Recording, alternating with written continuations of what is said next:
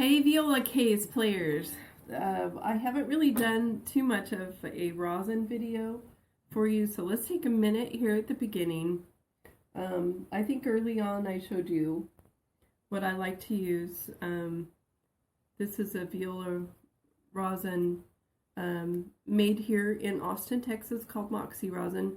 I really like it. I use the cello more than the viola rosin, but on my viola bow I'll use the viola. There's all kinds. There's easy rosin for kids, and anyway, I mean, it's locally sourced here in Texas too. And so I usually go a little more at the end and a little more at the tip. You're looking for a color change.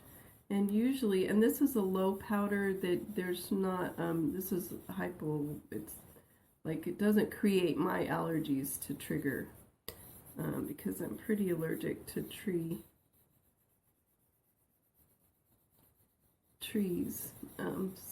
And I'm allergic to the resin, whatever it is that's used in most, but this stuff doesn't bother me because it doesn't powder. So I'm putting a lot on because, believe it or not, throughout this whole viola videos, I haven't rosined my bow. And today when I was doing the little introduction, I was like, oh, my bow is getting slick. So if you notice that your bow isn't catching the string and it's taking a little more effort to get the sound out of the strings than you normally have, take a couple of minutes and just rosin really well all the way up and back down. Make sure that the color of your hair is consistent all the way down. It'll make it powder out just a little bit white. But again, this is called Moxie rosin. I will do a plug for Moxie rosin because over the years I've never found a rosin that is smoother. It creates a tone that I don't even have to think about. I just put my bow on the string and pull, and the sound comes out, and it's very smooth. And especially the cello stuff I love, because cello I find if it's not dark enough and thick enough, it either can create such a sticky sound and be kind of raspy, but this is not that way at all.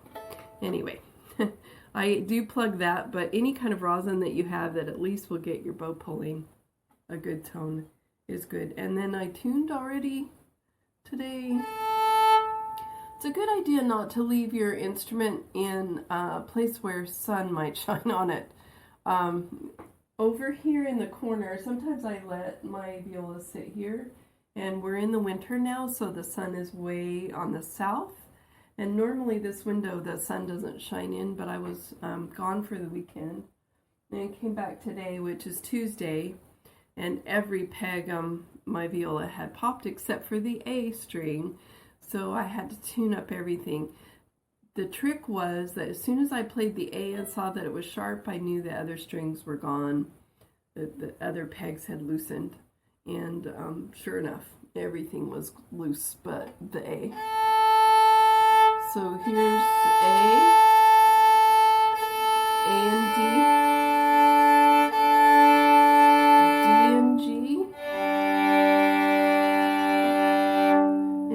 C, and A, oh, you don't have the.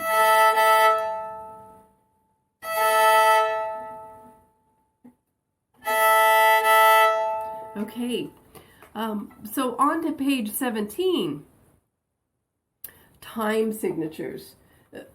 A concept that as we move forward, you're going to see different time signatures now and different notations. So the time signature is the numbers that are stacked on top, and they mean the kind of note that gets one beat or how many of those notes will be in one measure. So this is 4 quarter notes per measure. If you look down here, and let me get my magnifying glass out so that we can look at it really close on the video too. So this one says 2/4. That means that there's going to be 2 quarter notes in each measure. And if you look beyond in the measures, see how there's a measure line after every 2 notes. So time signatures can vary. There's a lot of them. And if you have other music in your household or piano music, or you're ever somewhere where you have a hymn book or something that you can pick up and look at music, you're going to see all kinds of these time signatures. There's 3/4, there's 2/4, 6/8, 7/8, 5/8. And they all mean the same thing. The top number is how many of these fractional numbers their notes are going to be in one measure. So in 6/8, there'll be 6 1/8 notes or eighth notes in each measure. In 3/4, there will be 3 quarter notes in each measure. In 6/4, there will be 6 quarter notes in each measure. And your counting will determine how quick or how fast that is. So the tempo that you set, so we've been doing these quarter note beats at like 88 or 90. The tempo that you set determines how fast you play, not necessarily the eighth note. So this is an example where you have Are You Sleeping in 4/4, like we played it on page 16. Then we have the same notes now, still in 4/4, but we've made them eighth notes.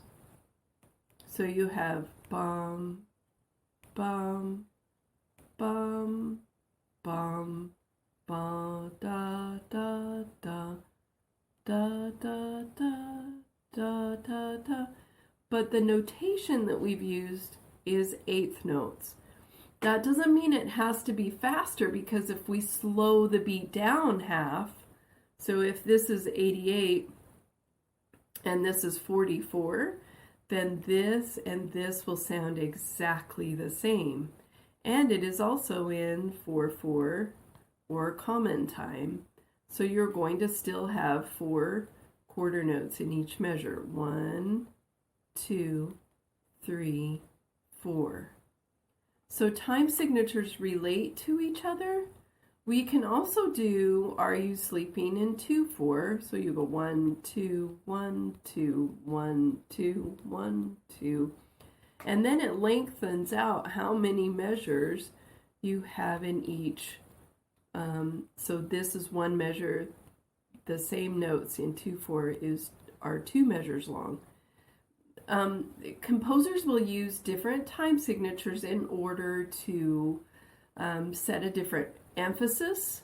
So maybe on this one, the person wanted an emphasis on beat 1, and then so da da da da da da da da da da da da da da da da da da. So it's different emphasis. Maybe da da da da da da da da da da da. And if you're in a group where there's a conductor or a leader, that person will conduct in either 4 or 2 or whatever time signature that you're in. I want you to be aware that there are different time signatures, but they all mean the same thing. The top number is how many of whatever the bottom fraction is in each measure. That's what the time signature means. And as I talk about this, let's turn the page to page 18, because as we go forward in the book now, you're going to get some pieces that are in different time signatures. So look at French folk song. There at the top, we are now in 3/4. So you have then 3 quarter notes per measure. And then we have a half note here with a dot that is beside it. If you read the sentence up here, it describes what a dot means after a note. And a dot, if we take a half note and divide it in half, we get 2 quarter notes. The dot is equal to half of this half note. So we have 1, 2, and the dot is the third beat, or half of whatever it follows. A dot can follow quarter notes, eighth notes, 16th notes, We'll learn that later in the series. But for now, that dot gives it one extra count. And so this is 3 counts, or a whole measure. And you'll see that here, here, and then on the last line. And then everything else is quarter notes. So we have 3, 4 as your beat. And 3, 4, that's an emphasis. Da da da da da da da da da da. 1, 2, 3, 1, 2, 3. And 3, 4 is a waltz also. It's a dance, can be a dance. So composers will use that in order to define exactly what it is that they're trying to emphasize in the music and how they want that music to sound. So let's look at these notes. So we have open A, and we have, what's the very first note? Third finger on the A string, which is called, hopefully you've got it immediately. So D, C, for three Ds, 3 C sharps, because your C sharp is over here in your key. Then B, C sharp, D, open A. Now is that anywhere else? It's not. So that's follows all by itself. Then we have G, G, G, F sharp, F sharp, F sharp, E, E, E, open D. Then we have 3 measures that are exactly the same. D, E, F sharp, and I might not be singing the right pitch, but D, E, F sharp for 3 times, and then we end on a G for 3 counts. Then we go E, F sharp, G 3 times, and end on an A for 3 counts. And then we do basically this is a scale, D, C sharp, B, A, G, F sharp, E, D. That's your 1 octave D scale. Then we go back to the note above D, E, and then back to D. So I'm going to do a little bit of this with you. So set up your position. Make sure you've got your shoulder rest on and everything's feeling comfortable. And get your fingers on your tape. Set your bow on the string. Find your fingers. Make sure your thumb is up. And let's try this one. So 1, 2, ready, go.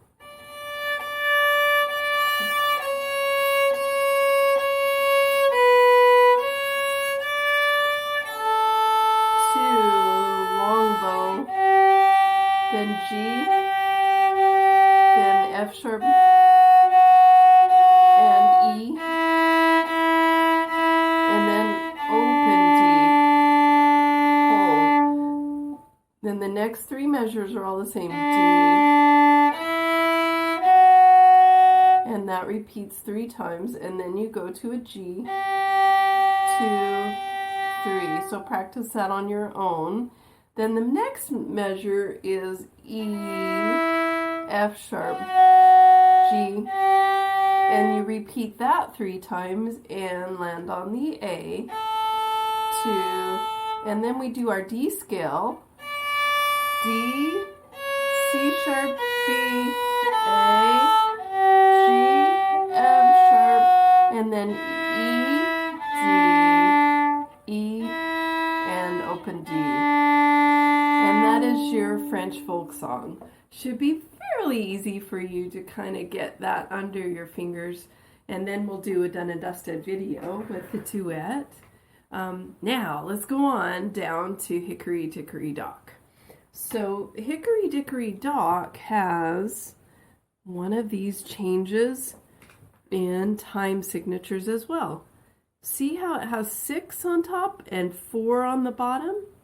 So that means you're going to have 6 quarter notes in each measure. So look at that measure, that first measure. Is there 6 quarter notes? Then look at the second measure. And we have 1, 2, with a tie, 3, and then a squiggly rest, and 2 squiggly rests, sorry, 2 quarter note rests, and then we come in on beat 6.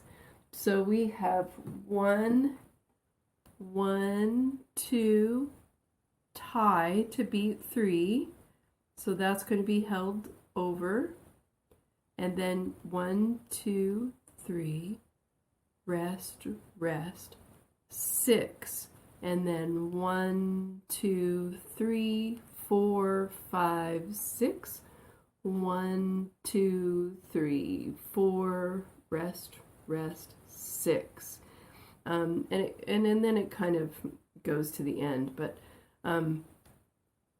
so the very first note is F sharp, G, A, and you will have 6 quarter note beats in each measure. So if you count them out, that's 1, 2, 3, rest, 6.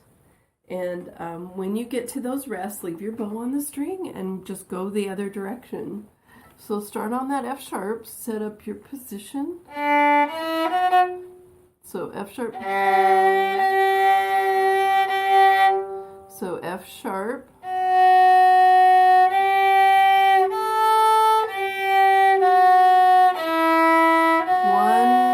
2, hold.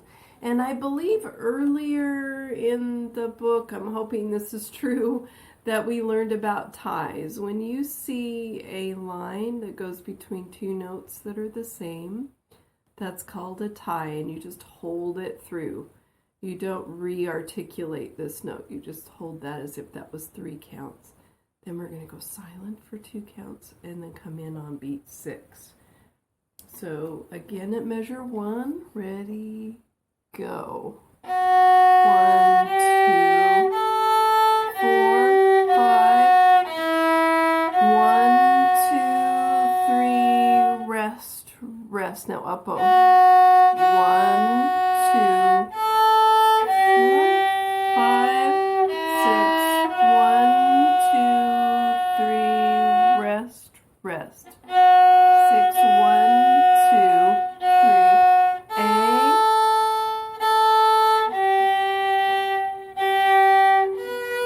2, 3.